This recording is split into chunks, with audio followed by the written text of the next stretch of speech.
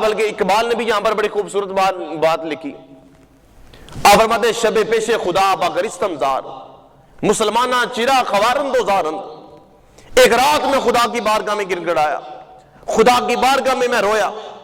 میں نے عرض کی میرے مالک میری قوم کیوں رسوا ہو رہی ہے, مسلمان شکست خوردہ کیوں ہو چکے ہیں, مسلمانوں کے اندر ہر وقت یہ شکست ہی کیوں جا رہی ہے, میرے مالک کیا وجہ ہے, مسلمان کیوں ذلیل ہو رہے ہیں, کیوں رسوا ہو رہے ہیں. آپ فرماتے ہیں جواب آمد نمی کے این قوم, کہتے ہیں کہ مجھے صدا آئی کہ این قوم دل دارند و محبوب نہ دارند. کہا کہ یہ سینے میں دل تو رکھتی ہے لیکن دل میں محبوب کی محبت نہیں رکھتی, اسی وجہ سے یہ ذلیل و رسوا ہو رہی ہے, اسی وجہ سے ان کو پے در پے قتل کیا جا رہا ہے. حضرات ذیوقار حضرت واصف علی واصف رحمۃ اللہ تعالی علیہ سے کسی نے پوچھا کہ حضور محبت کسے کہتے ہیں, تو آپ نے فرمایا یہ جو محبت ہے نا یہ کوشش یا جد و جہد سے حاصل نہیں ہوتی. فرمایا یہ تو عطا ہے, یہ تو نصیب کی بات ہے, بلکہ بڑے نصیب کی بات ہے. فرمایا کہ اگر اس دنیا کے سفر کے اندر, دنیا کی چیزوں کے اندر اگر کوئی آسمانی چیز ہے نا آج بھی, تو فرمایا وہ محبت ہی ہے. اور جن لوگوں کے یہ محبت کا جذبہ نصیب ہو گیا, جن کے دل کو محبت کی چاشنی نصیب ہو گئی, جن کے دل کو محبت کا جام نصیب ہو گیا, ان کی پھر دنیا ہی الگ ہوتی ہے. اور جو اہل محبت ہوتے ہیں وہ کسی مٹی ہی الگ سے بنے ہوتے ہیں, ان کی یہ مٹی نہیں ہوتی. لوگ مدینے جانے کے لیے ترستے ہیں, اور اقبال کیا کہتے ہیں, اقبال یہ کہتے ہیں کہ کاش کہ ہندوستان سے کوئی ایسی ہوا چلے کہ جو اقبال تیرے جسم پر ٹکرائے اور پھر تیرے جسم جو ہے اس کو قبر کے اندر دفن کیا جائے, تیرا جسم جو ہے وہ بھی مٹی ہو جائے, اور پھر ہندوستان سے ایسی ہوا چلے تیرے جسم پر لگے, تیرے جسم کی مٹی کو ساتھ لے اور اس راستے پر جائے کہ جہاں سے گزر کر حاجی مدینے کی طرف جا رہے ہیں, ان حاجیوں کے قدم پر لگے اور کہا کہ وہ حاجی اپنے قدموں کے ساتھ لگا کر حضور کی بارگاہ میں حاضری دے. فرمایا تمہاری بھی حاضری قبول ہو جائے. کیا درد ہے, اقبال کا کیا انوکھا عشق ہے, کیا انوکھی محبت ہے. حضرات ذیوقار ہمارے دل جو ہے وہ اس محبت سے جو ہے وہ کبھی بھی دوچار نہیں ہوئے. ہمارے دل کے اندر ہوس, دنیا پرستی, لالچ, ہرس, نفس کی اجارہ گری ہوگی ساری کی ساری, اور دل اس جذبہ محبت سے جو ہے وہ ناشنا ہو گئے. کاش کہ کبھی وہ محبت کا جذبہ ملے. اقبال نے کہا تھا یا الہی تڑپنے پھڑکنے کی توفیق دے, دل مرتضی سوز صدیق دے. کبھی وہ چاشنی نصیب ہو انسان کو کہ انسان پھر پچھلے پہر اٹھے. در جوانی توبہ کردن شیوہ پیغمبر. شیخ سعدی شرازی رحمت اللہ تعالی علیہ فرماتے ہیں کہ جو جوانی میں توبہ کرنا ہے نا یہ انبیاء کا پیشہ ہے, یہ انبیاء کی عادات ہے. یہ نبی کیا کرتے تھے کہ جوانی کے اندر خدا کی بارگاہ میں سجدے کرتے. بلکہ ایک دن حضرت عیسیٰ علیہ السلام نے مالک کی بارگاہ میں عرض کی, میرے مالک تو پوری کائنات کا مالک ہے, تو ہر چیز پر قادر ہے, کون سی چیز ہے جو تیرے پاس نہیں, لیکن میں تجھے تحفہ دینا چاہتا ہوں. اے میرے مالک تو بتا میں تجھے کون سا تحفہ دوں, تو ہر چیز پر قادر ہے, تیری دسترس میں ہر چیز ہے, تو کن کہے تو فایا کون, تو کہے کہ ہو جا تو ہو جاتا ہے, لیکن میں تجھے تحفہ دینا چاہتا ہوں. رب نے فرمایا اے میرے پیارے خلیل, اے میرے پیارے روح, اے میرے پیارے عیسیٰ. رب نے فرمایا اے میرے عیسیٰ تو مجھے تحفہ دینا چاہتا ہے.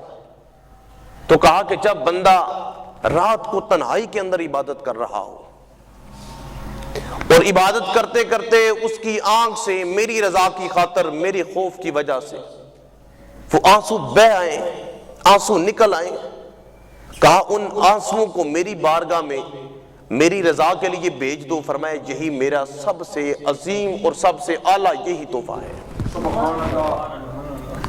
حضور کی حدیث ہے نا کہ جو شخص اللہ کے خوف کی وجہ سے اس کی آنکھ سے مکھی کے پر کے برابر بھی اگر آنسو نکل آئے تو فرمایا اللہ اس کی بخشش فرما دیتا ہے۔ بلکہ نبیوں نے اس بات کو ہم تک پہنچایا۔ حضرت موسیٰ نے عرض کیا میرے مالک مجھے بتا، میں تیرا بندہ وہ دیکھنا چاہتا ہوں جو اس وقت روئے زمین پر سب سے زیادہ گناہگار ہے، اور میرے مالک اس بندے کو بھی دیکھنا چاہتا ہوں کہ جس کے دامن میں کوئی گناہ ہی نہیں ہے۔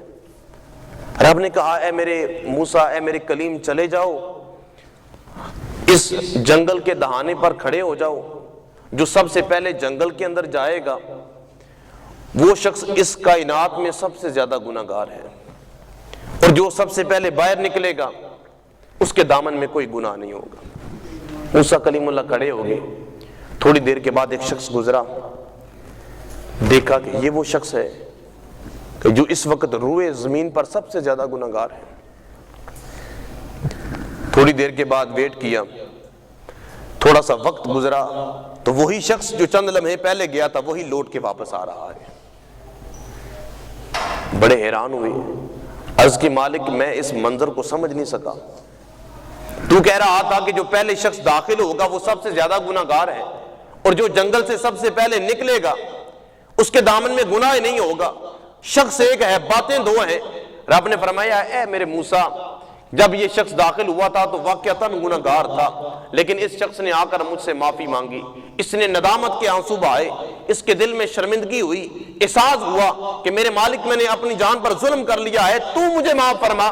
تو کہا جب اس نے مجھ سے صلح کر لی ہے اس کے دامن میں کوئی گناہ ہی نہیں بچا۔ حضرات عزیز وقار، یہ رات ایسی آنے والی ہے کہ جس رات کے اندر انسان کی زندگیوں کے فیصلے ہوتے ہیں۔ حدیث کے لفظ ہیں، کچھ لوگ ایسے ہوں گے کہ جن کے نام مردوں کی لسٹ میں لکھے جا چکے ہیں، لیکن وہ بازاروں میں پھر رہے ہوں گے، وہ خوش گپیاں لگا رہے ہوں گے، وہ اپنی مستی کے اندر مست ہوں گے، لیکن ان کو مردوں کی لسٹ کے اندر لکھ دیا جائے گا۔ آئیں اس رات کو غنیمت سمجھ لیں، یہ شب برات جو آنے والی ہے اس رات یہ ارادہ کر لیں، ہو سکے تو موبائل کو بھی بند کر دیں اور خدا کی بارگاہ میں کھڑے ہو جائیں۔ یہ محفل اٹینڈ کرنا اور چیز ہے، ہمارا کنسپٹ بہت زیادہ چینج ہوا، ہم نے محفلوں کو ترجیح دینا شروع کی، لیکن خود وہ اقبال نے کہا تھا اپنے من میں ڈوب کر پا جا سراغ زندگی۔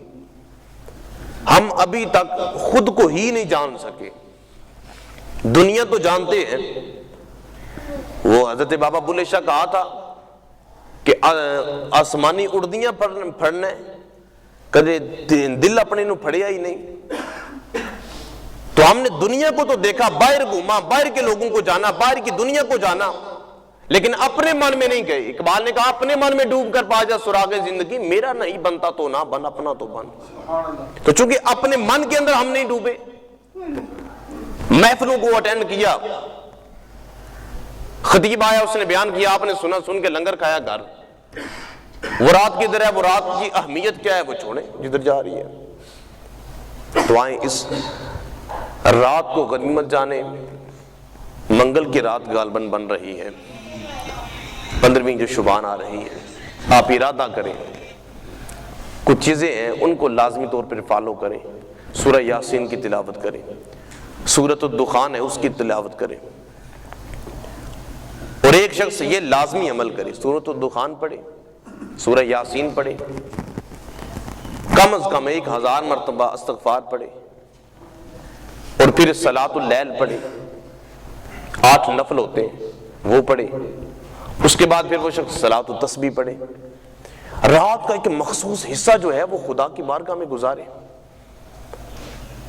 اور کوشش کریں اپنی زندگی کے جتنے گناہ ہو چکے ہیں، میں نے ابھی حدیث آپ کے سامنے پڑھی ہے کہ اللہ اپنی شایان شان کے مطابق آسمان دنیا پر جلوہ افروز ہوتا ہے، اور فرمان ہوتا ہے کوئی مجھ سے مانگنے والا، رزق کی تلاش کرنے والا، میں اسے رزق عطا کروں، کوئی بخشش مانگنے والا میں اسے بخش دوں، کوئی مجھ سے بیماریوں سے چھٹکارا مانگنے والا کہ میں اسے شفا یابی عطا فرماؤں۔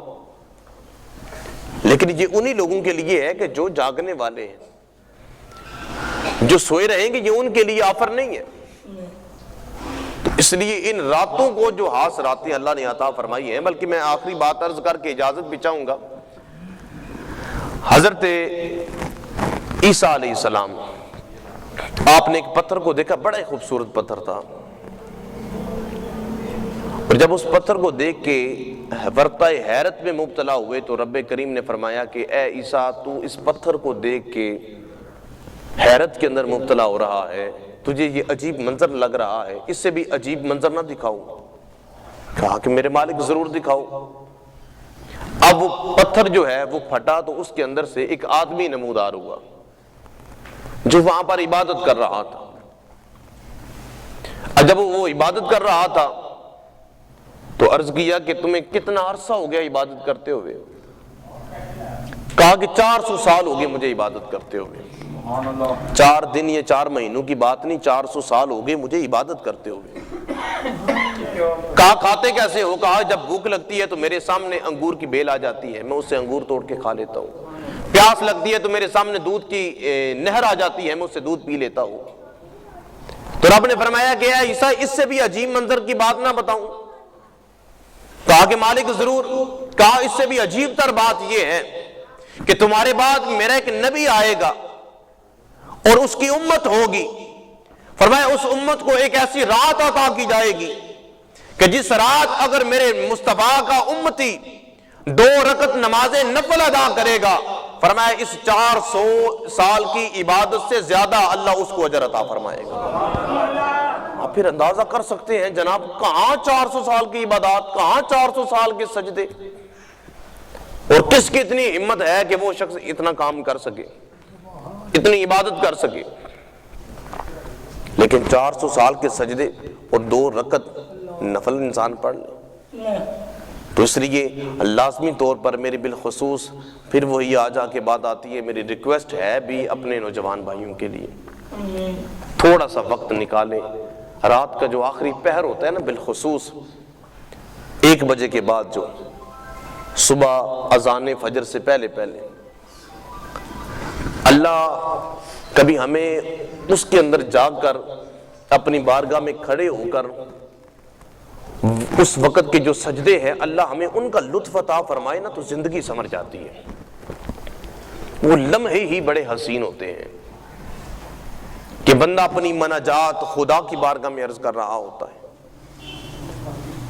اور اگر انسان مصلی پر بیٹھا رہے کچھ نہ بھی کہے، وہ دلوں کے بیتوں کو نہیں جاننے والا، وہ تو دلوں کے راز بھی جانتا ہے۔ وہ تو سیاہ چونٹی سیاہ رات کے اندر سیاہ پتھر پر چل رہی ہو، وہ اسے دیکھ بھی رہا ہوتا ہے، وہ اسے سن بھی رہا